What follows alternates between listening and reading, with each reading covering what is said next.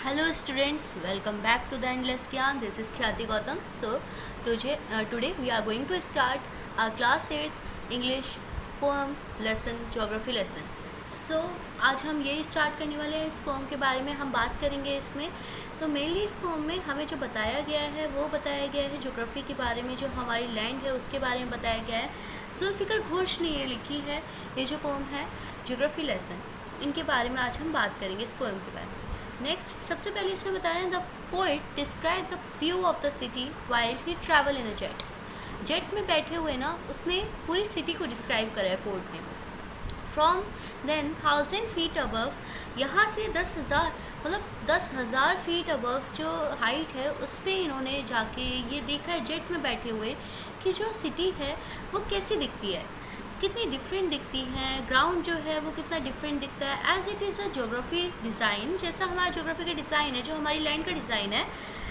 तो उसके बारे में कुछ फैक्ट्स इनको क्लियर हैं, कुछ फैक्ट्स इनको अनक्लियर हैं, उनके बारे में इन्होंने बताया. तो सम डिस्टर्बिंग क्वेश्चंस इनके दिमाग में ना कुछ आते हैं कि जो क्वेश्चन ना इनको काफ़ी डिस्टर्ब करते हैं जब भी बैठे होते जेट में.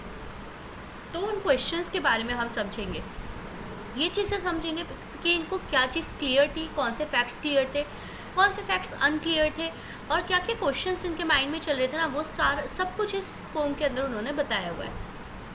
When the jet sprang into the sky, जब जेट जो है वो स्काई में जाता है, the following facts were clear to the port.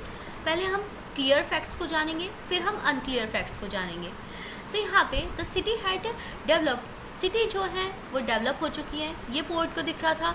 जो पोइट है उसको साफ दिख रहा है कि सिटीज़ जो है वो डेवलप हो गई हैं, but look like a geography design so narrow, बहुत ही छोटी छोटी, बहुत ही कंजस्टेड लग रही है, एकदम घिसी पिसी, मतलब फंस जाते हैं ना, फंसी फंसी सी, वैसी कंजस्टेड लग रही है बहुत ही ज़्यादा.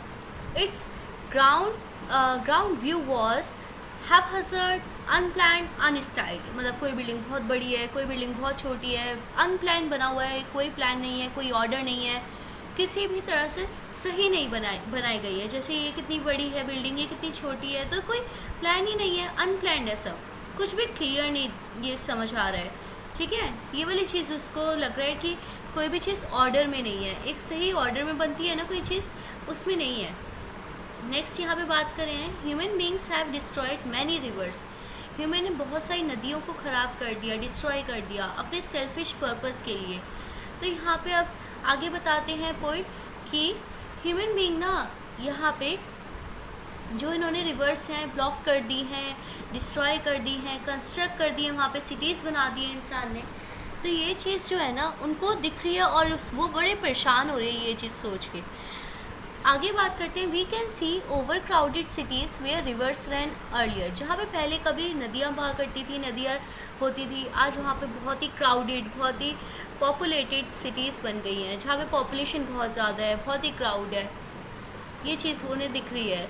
वी हैव टेकन एवरीथिंग, हमने अर्थ से सब कुछ ले लिया, सब कुछ हमने अर्थ से रिवर तक हमने ले ली है, रिवर की जगह पे हमने लैंड अपनी सिटीज़ बना ली हैं, ये सारी चीज़ें. वैलीज आर पॉपुलेटेड, वैली ना वो वाली जगह होती है जहाँ पे कभी नदियाँ बहती थी.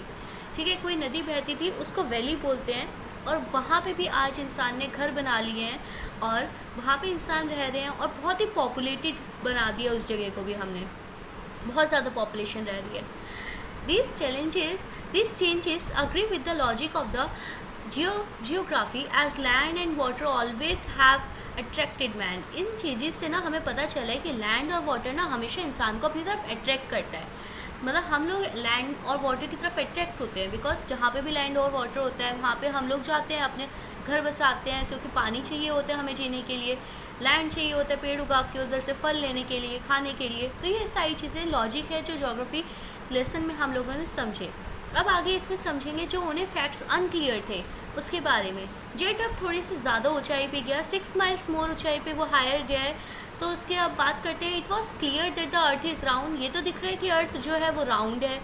ठीक है, and there is more water than land, पानी ज़्यादा है, सी ज़्यादा है. ठीक है, लैंड से. वी हैव इनफ फैसिलिटीज़, हमारे पास इतनी फैसिलिटीज़ है ना कि हम एक कंफर्टेबल लाइफ बहुत अच्छे से जी सकते हैं. To lead a happy life, हमें बहुत सारी कंफर्ट्स फैसिलिटीज़ हमें अर्थ ने दे रखी है. ठीक है, but it is difficult to understand, लेकिन ये चीज़ ना हमें समझनी चाहिए। Why do people find causes to hate and fight? क्यों इंसान ना कारण ढूंढता है लड़ाई झगड़े के, क्यों इंसान इतने कारण ढूंढता है, वो चीज़ हमें समझ नहीं आता है। क्योंकि इतनी बड़ी ज़मीन हमारे पास है, इतना सारा पानी हमारे पास है, फिर भी हम लड़ते भड़ते रहते हैं। क्यों लड़ते हैं हम लोग इतना? ये चीज़ उसको समझ नहीं आ रही है पोइट को। Why do they build walls and live apart? क्यों हम लोगों ने बीच में दीवारें खड़ी कर दी हैं, सब अलग अलग रहते हैं? क्यों इंसान ने ऐसा कर दिया है कि अगर हमें इंडिया से चाइना जाना है तो बीच में इतनी बड़ी बड़ी दीवारें खड़ी कर दी हैं इंसान ने कि हम एक दूसरे से मिल नहीं सकते हैं बिना वीज़ा पासपोर्ट के। ये क्योंकि ज़मीन तो भगवान ने पूरी हमारे लिए बना के दी है, लेकिन इंसानों ने ये जो बिल्डिंग खड़ी कर दी है, बीच में वॉल्स खड़ी कर दी हैं, तो ये चीज़ बहुत गलत है। पोइट को ये चीज़ समझ ही नहीं आ रही है।